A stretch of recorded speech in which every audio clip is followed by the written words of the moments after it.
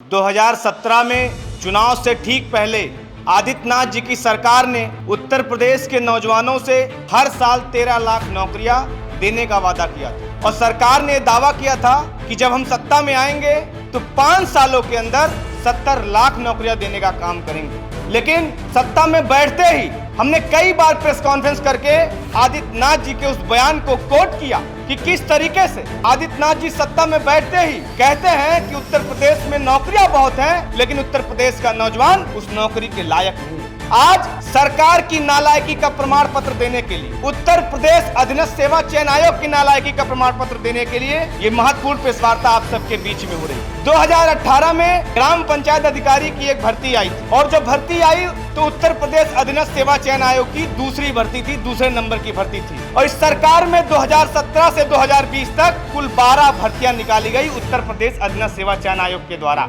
आपको जान के हैरानी होगी कि 28 अगस्त को इस भर्ती का परिणाम आता है जो 1953 पदों के लिए निकाली जाती है और 1953 पदों की इस भर्ती के लिए लगभग 14 लाख नौजवानों ने आवेदन किया। अगर एक नौजवान ने सिर्फ परीक्षा फॉर्म से भरने को लेकर परीक्षा फॉर्म देने तक मात्र 2000 रुपए खर्चा किया होगा तो इस सरकार को नौजवानों ने 280 करोड़ रुपए उनके खाते में डालने का काम किया, सिर्फ एक भर्ती ग्राम पंचायत अधिकारी 2018 की भर्ती। लेकिन आप देखिए कि सरकार की मंशा किस तरीके से नौजवान विरोधी है। उत्तर प्रदेश के नौजवानों को जिनके कंधे पर बैठ के सरकार सत्ता में पहुंची, उनको किस तरीके से सरकार गुमराह कर रही है। 28 अगस्त को नौजवानों का रिजल्ट आता है और ठीक 29 अगस्त को जो हमारे ग्राम विकास मंत्री जी हैं मोती सिंह जी, उनके द्वारा एक लेटर जारी किया जाता है और ये मांग की जाती है इस रिजल्ट का जो है एक बार फिर से रिवाइज होना चाहिए। उनके लेटर को संज्ञान में लेते हुए 29 फरवरी को ये आदेश आता है कि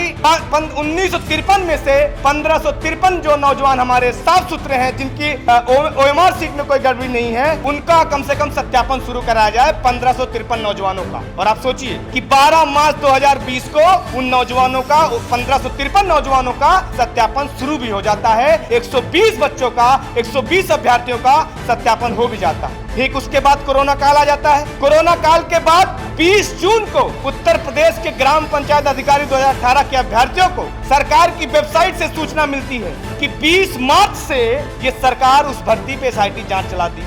ये सूचना आपको 20 जून को दे रही सरकार। आप सोचिए किस तरीके से नौजवानों को गुमराह कर रहे हैं आप। उसके बाद SIT की जांच दिसंबर 2020 में पूरी होती है और उस जांच में क्या हुआ, क्या निकला, किसी को कुछ जानकारी नहीं। और अभी ठीक कल इस सरकार ने तुगलकी फरमान जारी किया, नौजवान विरोधी फरमान जारी किया और सरकार ने कहा कि जो भी भर्ती ग्राम पंचायत अधिकारी 2018 की निकली थी वो भर्ती निरस्त की जाती। आपने कमरे में बैठ के अधिकारियों के दम पे आपने उत्तर प्रदेश के नौजवानों के खिलाफ एक फैसला ले लिया। आदित्यनाथ जी, आपने कतई एक बार नहीं सोचा कि इस भर्ती को भरने के लिए लाखों नौजवानों ने अपना नौकरी छोड़ दी, अपनी तमाम परीक्षाएं छोड़ दी। और जो 1953 नौजवान थे, उन्होंने तमाम तरीके की नौकरियां छोड़ दी जहां उनकी नौकरियां लग चुकी थी। तमाम मैसेजेस आ रहे कल से, किसी के पिताजी मजदूरी करते थे, किसी के पिता ने अपना खेत भी रखा था, कोई बच्चा 5 साल, 6 साल, 10 साल से इलाहाबाद, मेरठ, लखनऊ में तैयारी कर रहा था, 8x10 के कमरे में तैयारी कर रहा था। आज वो अवसाद ग्रसित हो गया। तमाम नौजवानों से रिपोर्ट मिल रही है कि आगरा में, इलाहाबाद में और तमाम जनपदों में हमारे कुछ अभ्यर्थी जो इस भर्ती से जुड़े हुए थे, उन्होंने आत्महत्या कर ली। मेरी सरकार से एक निवेदन करता हूँ आप सब चैनल के माध्यम से, उत्तर प्रदेश का नौजवान अगर परीक्षा में फेल हो जाए तो उसे कोई तकलीफ नहीं होती, क्योंकि वो जानता है कि हो सकता है इस बार उसकी तैयारी नहीं रही। लेकिन आपका ये जो रवैया है, जब अपने सपने को साकार करने के लिए दरवाजे पे खड़ा था, जब दरवाजे पे खड़ा था कि उसका सपना साकार होने जा रहा है, उसके माँ बाप के अरमान पूरे होने जा रहे हैं, उन अरमानों का कत्ल करने का काम आपकी सरकार ने किया।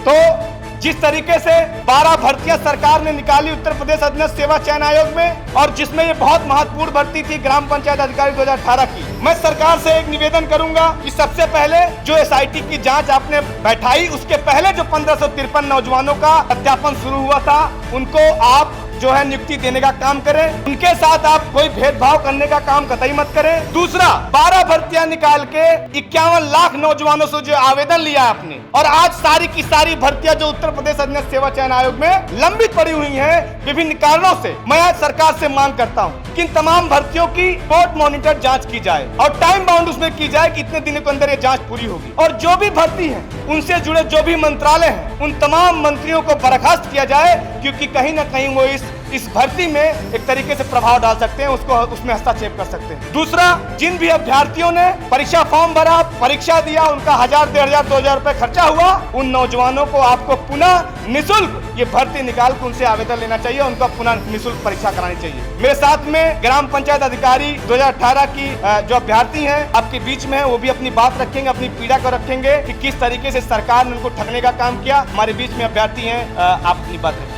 2018 को हमारी परीक्षा होती है 22-23 दिसंबर, 2019 28 अगस्त को रिजल्ट आता है। उसके बाद भी काफ़ी जांच के बाद ये रिजल्ट आता है। उसके बाद भी डीवी डेट जारी करने में ये बहुत समय लेते हैं। उसका रीज़न बताते हैं कि जांच चल रही है, मैनुअल जांच करा रहे हैं, कुछ प्रॉब्लम हो गई है तो जांच चल रही है। उसके बाद फिर डीवी डेट भी जारी हो जाती है। डीवी कुछ 120 लोगों का डीवी भी हो जाता है। उसके बाद SIT बता देते हैं हमें 20 जून को, कोरोना काल की वजह से वो डीवी स्थगित हो जाती है। फिर उसके बाद एक नई नोटिस निकल के आती है कि SIT लग गई है। ठीक है, हम उसका भी वेट करते हैं।